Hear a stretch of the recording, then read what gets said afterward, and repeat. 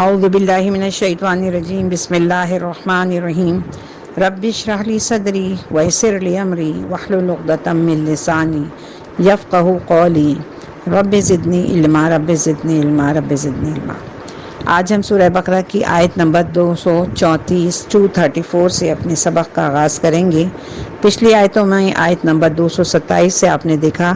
کہ کس طرح سے اللہ تعالیٰ نے طلاق کے تمام مسئلوں کو ایک ایک پہلو کو کس طرح اجاگر کیا اور کس طرح بتایا کہ عورت کی طلاق کے بعد کیا عدت ہوگی، اس کی مقدار کتنی ہوگی، اور اگر اس دوران بچے ہیں، چھوٹا بچہ ہے جو دودھ پیتا ہے تو اس کے بارے میں بھی ساری معلومات اس میں اللہ تعالیٰ نے دی ہیں۔ یہاں سے آیت نمبر 234 سے اللہ تعالیٰ وفات پائے جانے والے لوگوں کی بیویوں پر جو عدت فرض ہو جاتی ہے، واجب ہو جاتی ہے، جس عدت کو کرنا ضروری ہے اس کے بارے میں بتایا گیا ہے۔ تو ہم اپنے سبق کا آغاز کرتے ہیں۔ بسم اللہ الرحمن الرحیم والذین یتوفون منکم ویذرون ازواجا، اور جو تم میں سے وفات پا جائیں اور بیویاں چھوڑ جائیں، یتربصن بانفسہن اربعۃ اشہر وعشرا، تو وہ عورتیں روکے رکھیں اپنے آپ کو 4 ماہ 10 دن تک۔ اربعہ کہتے ہیں 4 کو، اشہرن شہر کی جمع ہے، شہر مانے مہینہ، اور عشرن کہتے ہیں 10 کو۔ تو یہاں دیکھیں کہ مطلقہ کی عدت 3 حیض تھی، 3 پیریڈز تھے جو کہ عورتوں کو مہینہ گزرتا ہے، لیکن بیوہ کی عدت کیا بتائیے؟ بیوہ کی عدت مہینوں میں بتائیے 4 ماہ اور 10 دن، یہ اسلامی مہینے کاؤنٹ ہوں گے۔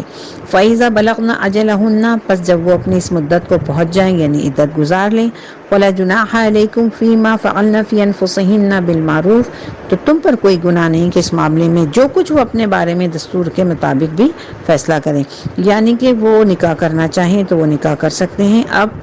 اس عورت کے گھر والے یا اس کے سسرال والے بالکل بھی اس کی راہ میں روڑے نہیں اٹکائیں گے، اس کو ایسی باتیں نہیں کہیں گے کہ بیوہ ہے، اس سے صبر نہیں کر ہو رہا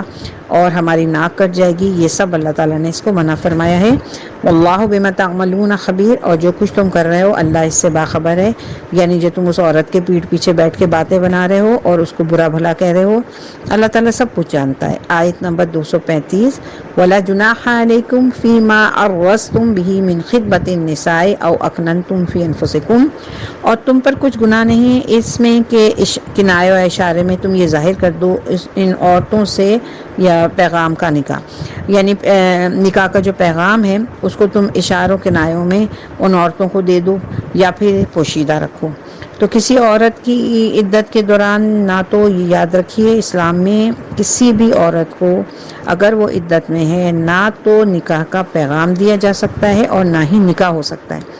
تو اب ظاہر سی بات ہے یہ جو 4 مہینے 10 دن ہے اس میں ایسا کچھ نہیں ہو سکتا، لیکن اب دل میں خیال آ جائے کسی کو تو وہ یا تو یہ کرے کہ کچھ اس کے گھر والوں کو ایک ہلکا سا اشارہ دے دے، کچھ پسندیدگی ظاہر کر دے، یا پھر دل میں ہی اپنے یہ بات رکھے۔ علم اللہ انکم ستذکرونہن، اللہ کو معلوم ہے تم ان عورتوں کا ذکر کرو گے۔ ذکر سے مراد یہ کہ اللہ کو یہ معلوم ہے کہ تمہارے دل میں نکاح کی رغبت بھی پیدا ہو سکتی ہے، کیونکہ ایک فطری عمل ہے، تو اس کے لیے اللہ تعالیٰ نے کوئی پکڑ نہیں رکھی ہے اور کہا ہے کہ تمہیں اس عورت کا اگر خیال آ جاتا ہے اور تم یہ سوچتے ہو کہ میں اسے شادی کر لوں تو یہ کوئی ایسی بری بات نہیں ہے، بس تمہیں 4 مہینے 10 دن تک اپنے آپ کو خاموش رکھنا ہے اور اس کی عدت گزرنے کا انتظار کرنا ہے۔ وَلَكِنْ لَا تُوَاعِدُوهُنَّ سِرًّا، لیکن ان سے نکاح کا وعدہ نہ کر رکھو چھپ کر۔ اب ایسا نہ ہو کہ تم خفیہ طور پہ چھپ چھپا کر کہ گھر والوں کو نہ پتہ چلے اور اس کو نکاح کا پیغام دے دو اور پکی بات کر لو۔ اللہ تعالیٰ نے اس چیز کو سخت ناپسند فرمایا۔ تو دیکھ لیجئے کہ اس طرح سے چھپ چھپ کے باتیں کرنا، چھپ کے نکاح کرنا، یہ اللہ تعالیٰ کے نزدیک ہر کسی کی کنڈیشن میں سخت منع ہے، سخت ناپسندیدہ ہے۔ الا ان تقولوا قولا معروفا، سوائے اس کے کہ کوئی بات کہہ دو معروف طریقے سے، کوئی ایسی بات ہلکی سے کہہ دو جس سے کہ وہ سمجھ جائے کہ یہ جو ہے مجھ سے نکاح کرنا چاہتے ہیں۔ ولا تعظموا عقدۃ النکاح حتى يبلغ الكتاب اجلا، اور مت باندھو گرا نکاح کی جب تک کہ قانون شریعت اپنی مدت کو نہ پہنچ جائے۔ تو قانون شریعت کیا ہے؟ اس سے مراد جو ہے قانون شریعت کی مراد اللہ کی کتاب ہے، یعنی اللہ کی کتاب میں جو مدت دے دی ہے بیوہ کی عدت 4 مہینے 10 دن، تو اس کو پورا ہونے سے پہلے نکاح نہیں ہو سکتا۔ وَاعْلَمُوا أَنَّ اللَّهَ يَعْلَمُ مَا فِي أَنفُسِكُمْ فَاحْذَرُوا، اور جان رکھو کہ اللہ خوب جانتا ہے جو کچھ کچھ تمہارے دلوں میں ہے، پس اس سے ڈرتے رہو، یعنی اس کی پکڑ سے بچنے کی کوشش کرو، چھپ چھپا کے کوئی کام مت کرو۔ وَاعْلَمُوا أَنَّ اللَّهَ غَفُورٌ حَلِيمٌ، اور یہ بھی جان رکھو کہ اللہ بخشنے والا اور بردبار ہے۔ اور دیکھو اگر تم سے کوئی خطا ہو گئی ہے، کوئی غلطی ہو گئی ہے، تم اب ایسا کر چکے ہو اور بعد میں یہ آیتیں نازل ہوئی ہیں، تو کوئی مسئلہ نہیں، تم اللہ سے دعا مانگو، اللہ سے استغفار کرو، اللہ تعالیٰ معاف کر دے گا۔ آیت نمبر 236، لا جناح علیکم ان طلقتم النساء ما لم تمسہن او تفرضوا لہن فریضہ، تم پر کوئی گناہ نہیں کہ اگر تم ایسی بیویوں کو طلاق دے دو جن کو نہ تو تم نے ابھی چھوا ہو اور نہ ان کے لیے مہر مقرر کیا ہو۔ تو اگر کوئی شخص اپنی منکوہ، اس کا نکاح ہو چکا ہے کسی عورت سے، لیکن ابھی رخصت کی نوبت بھی نہیں آئی، اور نکاح کے وقت کسی بھی قسم کی مہر بھی مقرر نہیں کیا ہے، تو پھر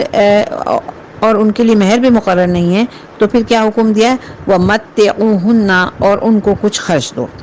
تو اس صورت میں اگر مہر کی ادائیگی لازم نہیں ہے، ظاہر مہر مقرر بھی نہیں ہوا تھا اور ابھی قریب بھی قربت بھی حاصل نہیں ہو سکی، خلوت صحیحہ بھی نہیں ہوئی، تو پھر کہا ہے کہ اب جب مرد جو ہے طلاق دے گا تو کچھ نہ کچھ تھوڑا بہت، کچھ کپڑے، کوئی لتے، کوئی تھوڑا بہت اس کو تحفے تحائف دے کر اس کو رخصت کرو۔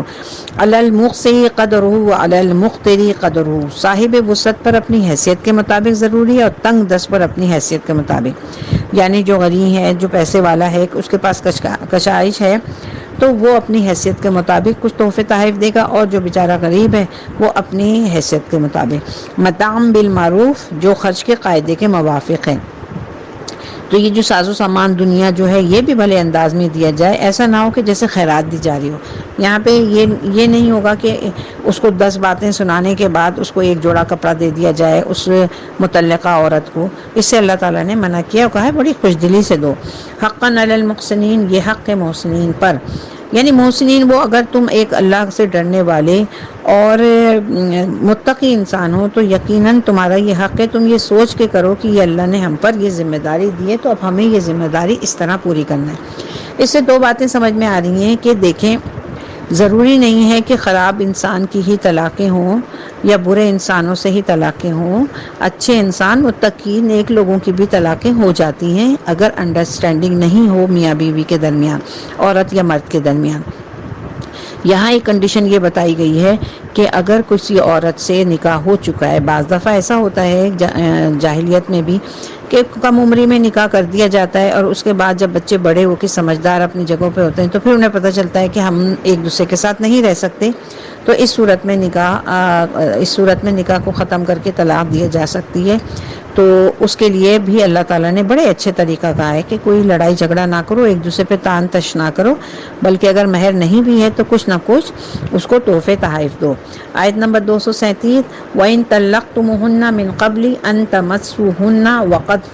فَرَضْتُمْ لَهُنَّ فَرِيضَةً، اور اگر تم عورتوں کو طلاق دو ان کو ہاتھ لگانے سے پہلے اور تم ٹھہرا چکے تھے ان کے لیے ایک متعین مہر۔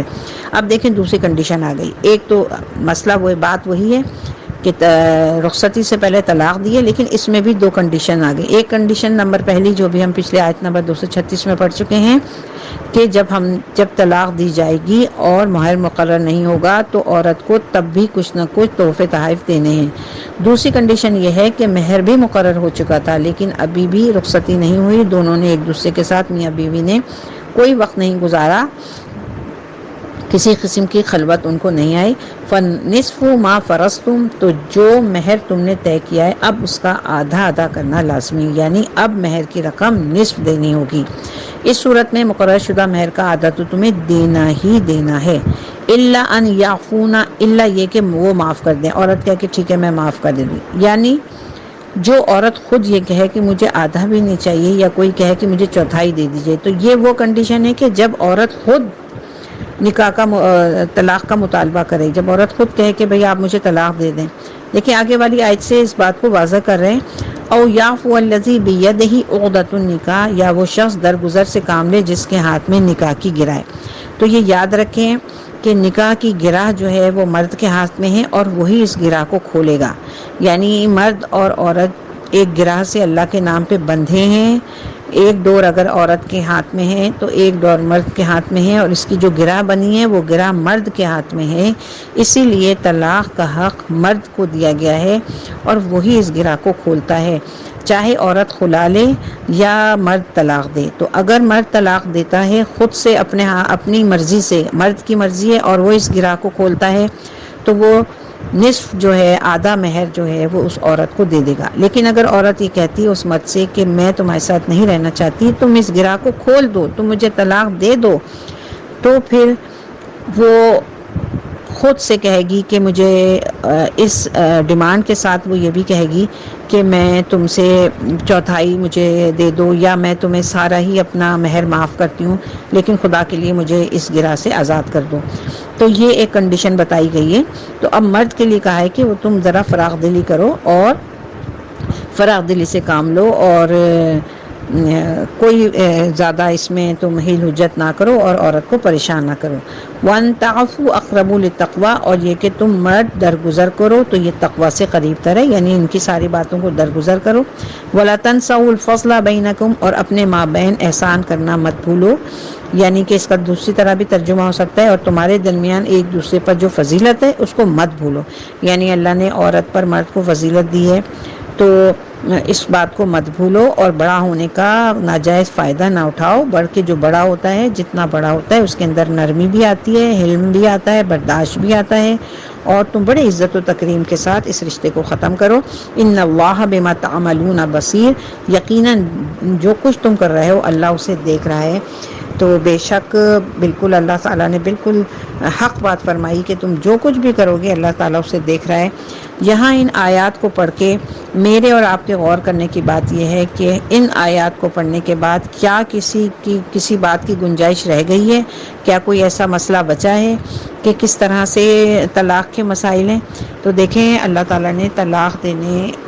نکاح کے رخصتی کے بعد طلاق دینے کی بھی شرائط بتا دی، اور اگر رخصتی سے پہلے طلاق دی جائے گی تو مہر کے واقعات سب کچھ بتا دیا۔ لیکن ان آیتوں سے ایک بات بہت اچھی سمجھ میں آ رہی ہے کہ طلاق اتنی بری چیز نہیں ہے جتنا برا ہم اس کو بنا دیتے ہیں اپنے رویوں سے۔ اگر ایک عورت مرد کے ساتھ نہیں رہنا چاہتی یا ایک مرد عورت کو اپنے ساتھ نہیں رکھنا چاہتا، یہ کوئی ایسی بات نہیں ہے۔ اس چیز کو بآسانی اللہ نے اس کو بھی کہا ہے کہ اتنے آسان، اتنے اچھے طریقے سے کرو۔ لیکن ہم اگر آج اپنے معاشرے کو دیکھیں تو ہمیں پتہ چلتا ہے کہ جب تک ہم مخالف کو ذلیل نہیں کر لیں، اس کے اندر ایسی ایسی برائیاں نہ پیدا کر دیں، اس وقت تک ہم طلاق نہیں دیتے۔ اور طلاق کے معاملے میں یعنی دونوں فریقین، میں کسی ایک کو نہیں کہہ رہی، نہ مرد کو کہہ رہی ہوں نہ عورت کو کہہ رہی ہوں، دونوں کا یہ رویہ ہے۔ اس کی اصل وجہ کیا ہے؟ اس کی اصل وجہ یہ ہے کہ ہم نے یہ سوچ لیا ہے کہ طلاق جو دی ہے یقیناً کسی ایک کے برا ہونے پہ دی جا رہی ہے۔ ایسا نہیں ہے، کبھی کبھی دونوں فریقین اچھے بھی ہوتے ہیں لیکن دونوں کی سوچ الگ ہوتی ہے، ان میں انڈرسٹینڈنگ نہیں ہو سکتی، پسند ناپسند نہیں ہو سکتی۔ تو اس چیز کو بہت معروف طریقے سے اور ہمیشہ بار بار مردوں کو یہ بات کہا گیا ہے کیونکہ ظاہر سی بات ہے ان کو فوقیت دی اللہ نے، ان کے ہاتھ میں نکاح کی گرہ دی ہے، ان کو بار بار یہ کہا گیا ہے کہ تم بڑے پن کا اظہار کرو اور عورتوں کو بہت اچھے طریقے سے، معروف طریقے سے کچھ نہ کچھ دے دلا کر اپنے گھر سے رخصت کرو۔ تو یہ تمام آیتیں امید ہے کہ ہم نے اچھی طرح سمجھ اور پڑھ لی ہوں گی۔ اللہ تعالیٰ سے دعا ہے کہ ہمیں ان پر عمل کرنے کی بھی توفیق عطا فرمائے۔ السلام علیکم ورحمۃ اللہ۔